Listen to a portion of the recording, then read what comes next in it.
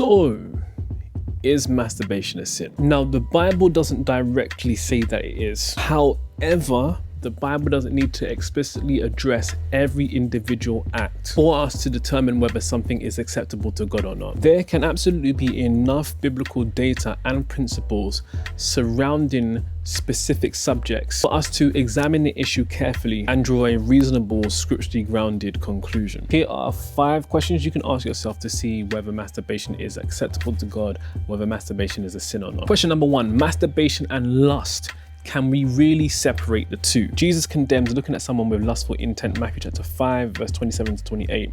So we have to ask, what is taking place in our mind when you masturbate? If pornography, sexual images, or fantasies about someone are involved, scripture has already addressed the lust behind the act. Question number 2, does masturbation align with biblical sexual purity? Paul tells every believer to flee sexual immorality and live in holiness and honor. 1 Corinthians chapter 6, verse 18, 1 Thessalonians chapter 4, verse 3 to 5. So the question shouldn't only be, where does the Bible say I shouldn't masturbate? A better question would be, does masturbation fit within the Bible's vision for sexual purity? Question number 3, what does masturbation reveal about self-control? Self-control is a fruit of the Spirit, Galatians chapter 5, verse 22 to 23.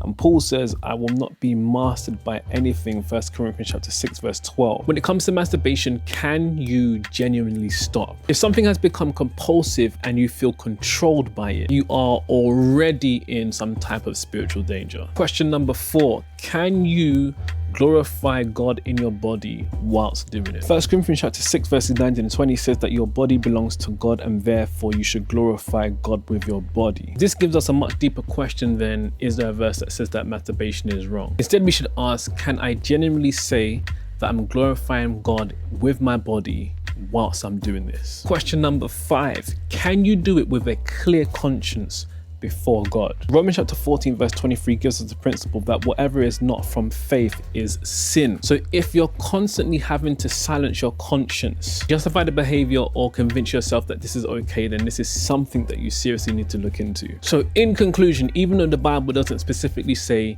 thou shalt not masturbate, when we put masturbation under the wider framework of lust, sexual purity, self-control, glorifying God with our bodies, and keeping a clear conscience before Him, I think it becomes very clear that when it comes to masturbation, Jesus no likey.